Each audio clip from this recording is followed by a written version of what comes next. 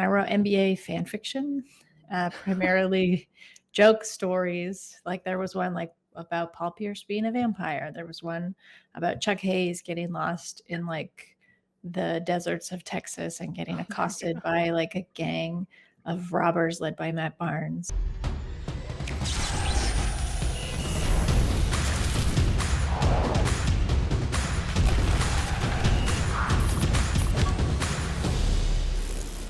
Hello, everybody, and welcome to Court Time with Crina Mustafa. I'm Crina Mustafa, and today I am joined by a very special guest, probably my favorite basketball writer out there, Katie Heindl. Katie, thanks so much for joining me today. How are you? Thank you so much for having me, Crina. I'm very excited to be here. Very flattered that you would consider me your favorite basketball writer.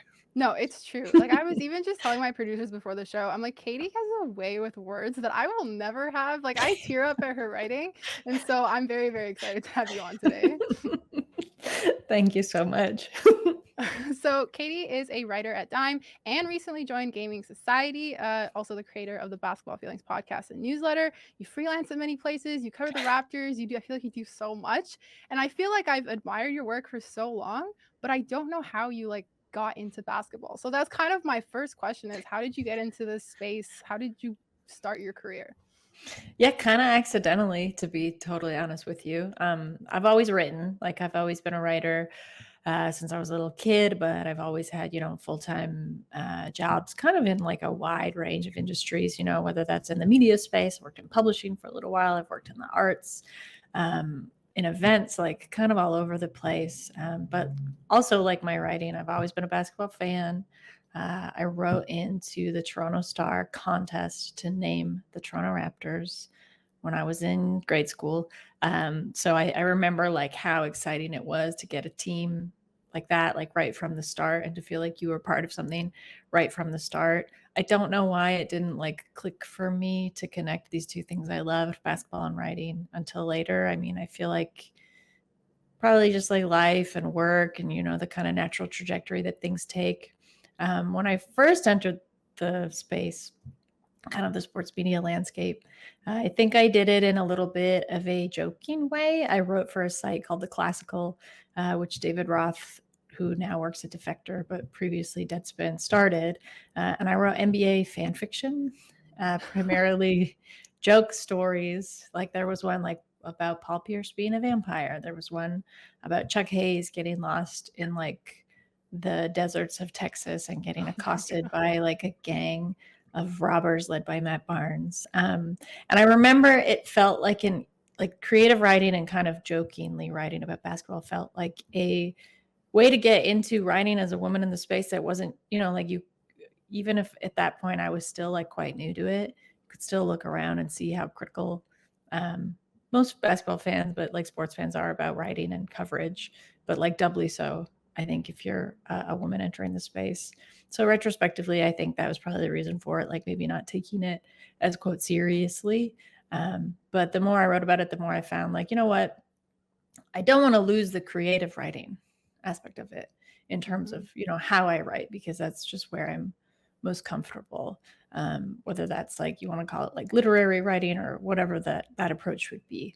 But when I started to wanted to write about it more seriously, I remember, like my husband and I were going to a ton of games at the time. I'd kind of fallen back in love with the Raptors. That was like the Kyle Lowry, DeMar DeRozan teams of like 2012, 2013, 2015, and beyond, after like a long hiatus when the team went through some pretty lean years. But I remember going to games and like talking about it with my husband, talking about it with friends, and just like the way that we talked about it, I was like, this is just how, like quote commentary talks about or writes about basketball. Like why isn't this like a space I could kind of approach? Also because I, looked around at the coverage that was happening and I felt like something was lacking. Like it wasn't the way that I talked about, or my friends and I talked about basketball.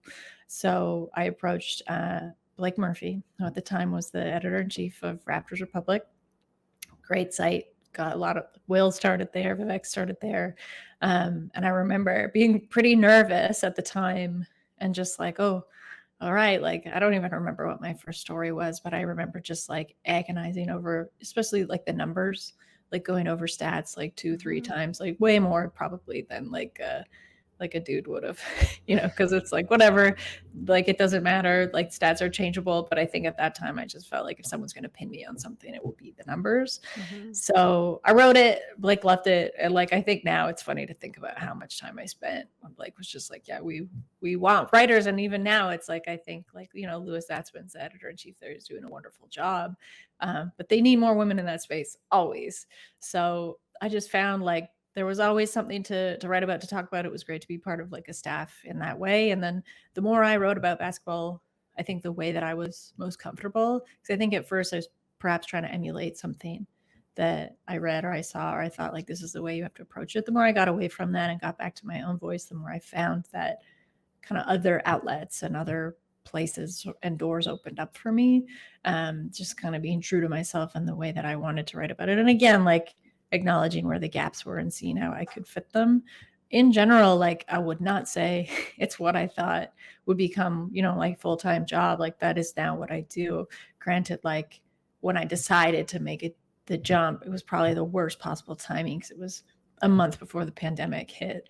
But Oh, I had wow. I had a opportunity with the Toronto Raptors to join them as their feature writer for the month. It was like February 2020. Went with them to All Star. I was like, this is great. Like this, this is it. Like gonna make the jump.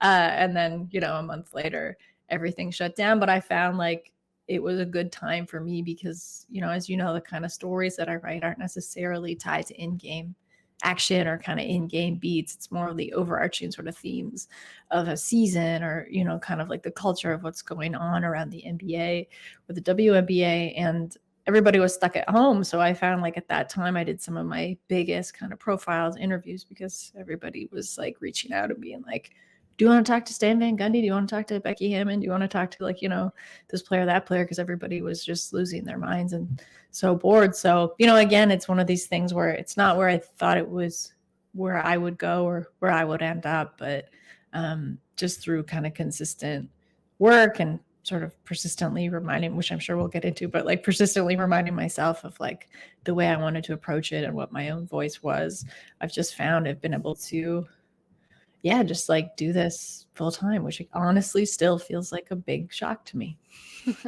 I love all of that. Like, there's so much good stuff in what you just said. A, the NBA fan fiction stuff, wow. Like, wow. Like, I was not expecting that. I love it, and I can also see how that's, like, translated into your writing work as well. Like, I can see where your creativity comes from. I amazing. You're gonna have to send me some of these pieces after the show because I would love to read them.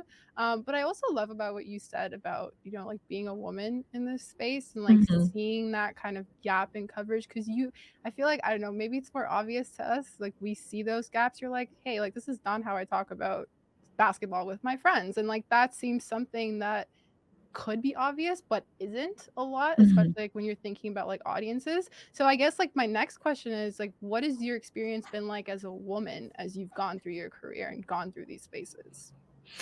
There's been ups and downs. I feel like, there's been, I honestly feel like it was really important to me, and I value so much like all those other careers that I mentioned having, because it's made me into a more like fully formed and fully realized, not just writer, but I think professional entering the space, because I have worked in so many different industries and have like worked with and kind of dealt with, unfortunately, like a lot of, interesting characters and power dynamics, like insular power dynamics that exist in sports media. Like those exist in a lot of the other industries that I mentioned, these kind of like archaic or maybe like out of date ways of doing things just because it's quote like the way things have always been done.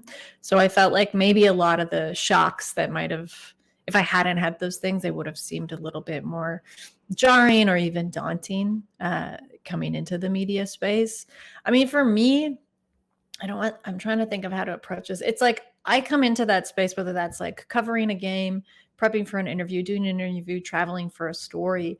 I always approach it from a place of just like feeling so lucky and really like happy, and that it's novel. Not that it's a novelty, but just that experience is just something that I know I've like done all this other stuff and kind of work towards in a roundabout way, that I don't really take it for granted. And I can see, within that space, I think where things get really in the media space, I mean, where things get really kind of, frustrating or like where there's gatekeeping is in this sense of like tradition, or is in this sense of like, these are the way we do this, but then no one really has a good justification or reason for it. It's just because it's like how things have always been done. But when you approach things, I think from a fresh or different perspective, oftentimes you can just find like whether that's angles in a story or just like, the openness people have to maybe talk about things because they're being asked about them in a different way. So I found that like my experience has really served me um, within the sports media landscape, and like having several other lives before. It also has helped me not take things too seriously. Like I take the job seriously and the work and the writing seriously, but at the end of the day, like it's basketball. Like my interest is more in the people playing, what their stories are, what their lives, up to now have been like. Um, I also find that you quickly realize that some of the maybe cagiest responses, typically from men in the space, are from a point of perspective where there's this feeling of like there's not enough opportunity to perhaps go around, or you are in some way kind of threatening to them in the way that they do things. I think for me, like I quickly was able to identify who genuinely wants to help out and who genuinely will kind of help and amplify. And like whether that's just in like, early on it was like getting PR contacts nailed down for every single NBA team, right? And knowing who to reach out to get those who wouldn't be like, well, why do you want to talk to that person? And a lot of those were early editors or like now good friends that I have in the industry, other colleagues that write or work for other outlets. You quickly kind of identify the people who are going to help you out and who in turn that like you come to champion, because I think they work where there isn't this scarcity mindset, where there's this mindset that there's plenty of opportunity and stories to kind of go around. And, like the way I write about something is going to be vastly different from that person. So they see where we might not have overlap, or even if we do, where we can kind of bounce ideas off of or sort of learn from each other. Writers are like weird and cagey people to begin with.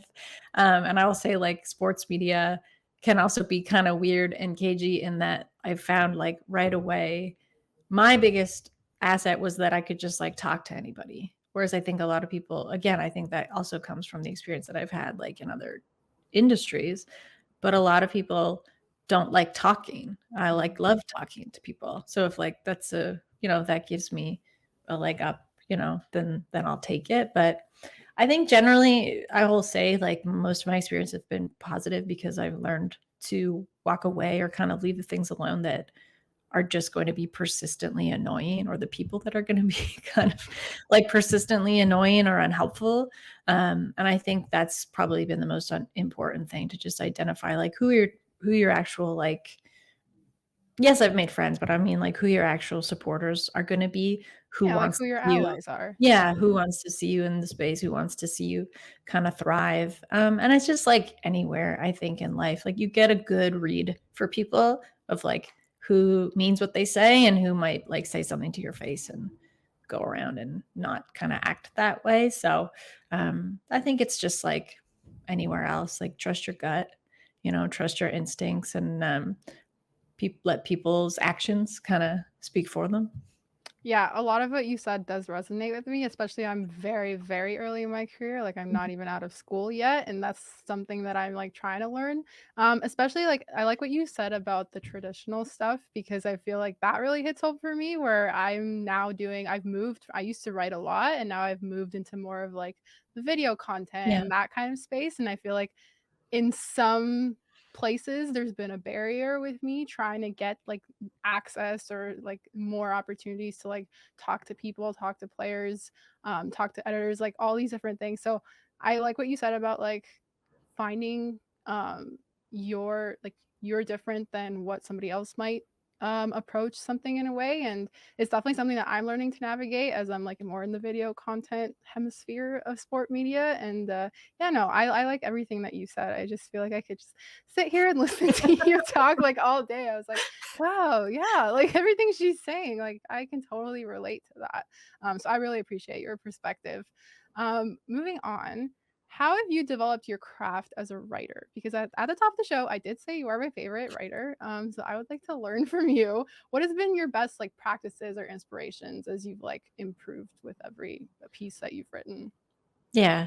Quickly off the top, I just want to say, like, I feel like that access thing is changing because as like, is whether that's like on the team PR side or comm side, whether that's in like the outlet side, I think people are realizing that like to be successful, especially if like you're an up and comer in this industry, which I still do consider myself, like there's a hybridization of roles, right? Like you can't, people usually just now aren't writers because you can't just be a writer and sustain and afford to live that way. You have to like do podcasts, you got to do video, like you got to be on social, which is its own kind of like job and sort of like time sap, right? So Mhm. there has to be a hybridization, I think. And I think, you know, people younger than me, certainly like yourself, are much better at doing that and being able to kind of pivot and stay fluid and sort of figure out different ways to approach things. And it just makes the coverage like so much better, right? Like it makes it more responsive. It makes it more genuine. I think it makes it more honest. So again, I feel like there's room for everybody and we're all kind of like made better by that. But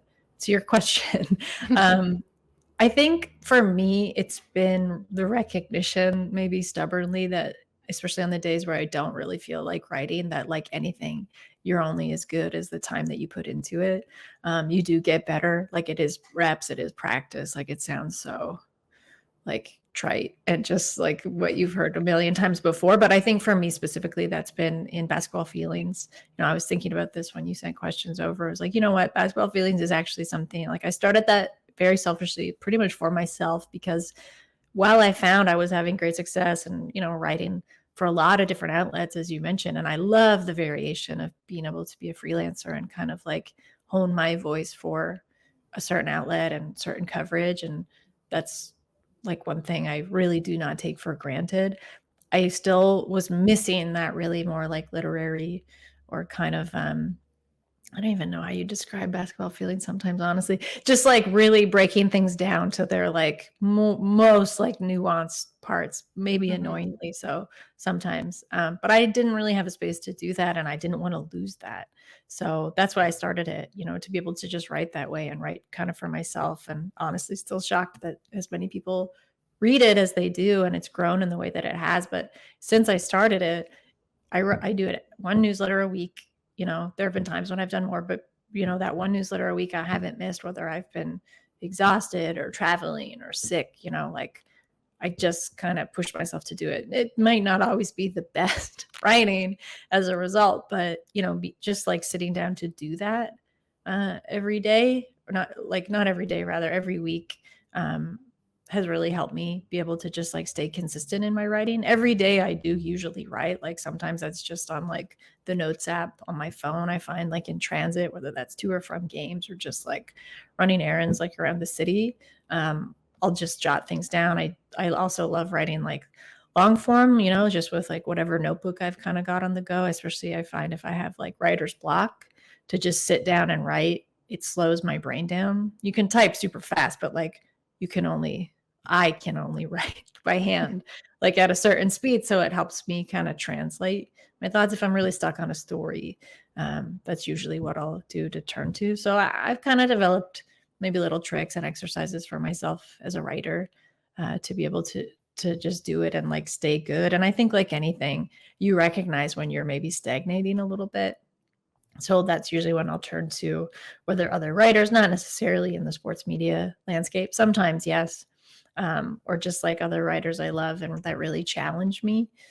That can be really helpful, at least for you know what I'm doing. And I find if I'm like in like the podcasting like scope of things, if I notice myself just like becoming really repetitive, or like, you know, you do like a radio hit, then you do a podcast the same day, and then you're like, I just said the same stuff, like in a different way. I'm like, you know, you have to figure out ways to kind of really, I think, interrogate your own opinion, especially like in the basketball space, like, and to think how to differentiate it from other people and why do you actually feel this way, or are you just saying this to kind of fill time and space? So if I ever find myself in my own head getting fed up with the way that I sound or that I write, I will usually sit down and like try and interrogate and go another kind of layer deeper to think like of the whys. like, why do I feel this way? How has this changed? Should this change? I hope that makes sense. You know it does, like, there's so many good, like, practices in there, and I like the thing about, like, actually writing down in a notebook because as someone like, as much as I have all my digital stuff, I'm also a person who has, like, physical calendars laid out, like, all over my room, like, I have to write stuff down too, so I think that's a great method, especially to get away from, like, as great as it is to, like, be able to be on your laptop all the time, sometimes that can be a bit much, especially with, like, creativity, I find, like, so it's I like Yeah. that there's, like, other ways to just kind of get back to the roots of, like, what you're doing. I really like that, little Yeah. tidbit. It's like a tactile thing, I think, it's like a way to I mean, writing, you're on your own. Like, it's such like a isolated practice, it is something where it's like you kind of shun your friends and family to just be able to like hit a deadline and write, and you're in your own head and you have to be in that space to do it. But you kind of lose the connection, I think, like the brain to from like out brain to outlet, which is your hand or your fingers when you're typing it, Mhm. if you're just typing all the time. So I do like carrying a notebook around with me, especially when I travel. Like, I do not pay for Wi-Fi on planes, and I'll usually just like sit there and write, which is great. I know, I don't think I've ever paid for Wi-Fi on an airplane. Oh, Like, I can't, my no. dad's daughter, very cheap. Like, in that sense, right? It's like, why would I? Like, just to scroll Twitter for 4 hours, like, I'll do that when I get off the plane, probably, unfortunately. Yeah, that's funny. Okay, last couple of questions.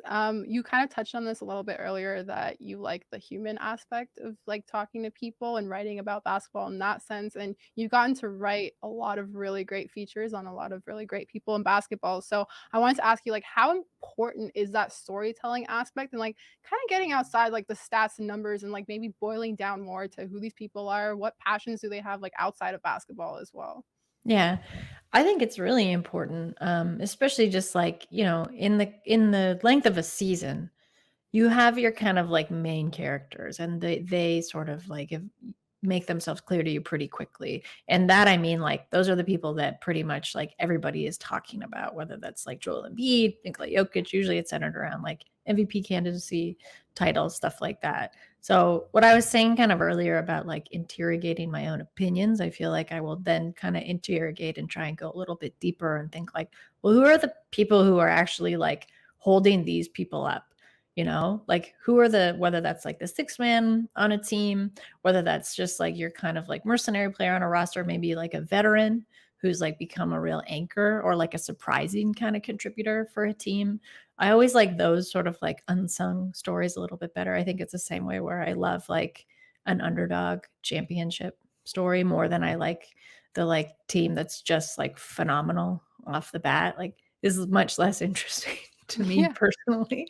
Um, so I think when I, sit down to interview people, whether those are like superstars or they're just, what I'm saying, like these kind of more like quiet contributors, I'm always really curious in terms of like their motivations and drivers, but less kind of the things that we've heard before in terms of, how they practice and, what their kind of like physical sort of routines are, and to like go back in their histories and think of like what's made them the way that they are and what's important to them, and where do they kind of like project and see themselves. Like, that's always such a interesting question, like, where somebody sees themselves in like 1 or 2 or 5 years, or if somebody doesn't even think that far ahead, which like some athletes like in the moment really don't. I think also when you sit down and talk with like any athlete, when you kind of get away from these narratives of them just being an athlete, is really important, because sports are already like this thing where we're so encouraged to approach them linearly, really like simplistically, kind of just like as a end goal situation. Ever like, a whole season is kind of driving toward the finals. To like extrapolate from that as much as you can and realize like what goes into a season and how difficult like that just like playing that many games healthy is, and like similarly, I think to try and really like dig past the same storylines and beats that you've heard before. Like when I'm preparing for an interview, like I'll go back and try and read everything that's like been written about or watch interviews to just like get a sense of the cadence and how people kind of talk and respond to questions, or like maybe don't respond to questions, because that can be sometimes more telling, right? Like what makes somebody uncomfortable. Um, Not to then go in and make them uncomfortable, but to think about like, could that person have, like, it was a good question, but like, could it have been asked in a different way or at a different time? Right. A lot of this is just like feeling and kind of reading a room and being able to like look at someone and read a conversation and recognize like when you should maybe just throw your questions out the window, and maybe you should just like have a conversation with somebody and sort of follow your gut. So again, I think some of that is, a lot of that has been experience, and I've definitely not always been the best at that. And you feel like you're like, I got to get these like 5 questions in, and they got to be in this order. That can be harder to part with than just like trusting that you're going to get something better if you kind of give up on that. But generally, I just think like it's my hope that to talk to athletes in the way that I like to, or to write the stories like that I like to write, that people get a sense of them more as like fully formed people, which they always have been, but weirdly sports like compartmentalizes them and puts them in this really narrow scope where the thing that we're told that we want the most from them is just production and like results, right? And like that is so depressing and Yeah, really, yeah. really limiting to me. Mhm. And like generally, these are people who have like lived their whole lives in a really intensely and competitive way.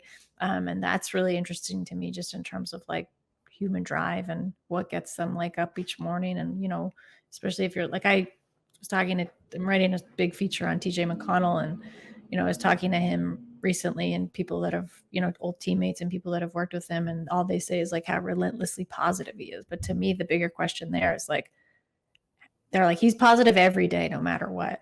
And that in turn like drives the team. But then it's like, what if he has a bad day? How does he kind of like top himself up and like take care of himself? So, that's just one example. But again, I think it's always just like striving to go beyond just like the first thought or like the first thing.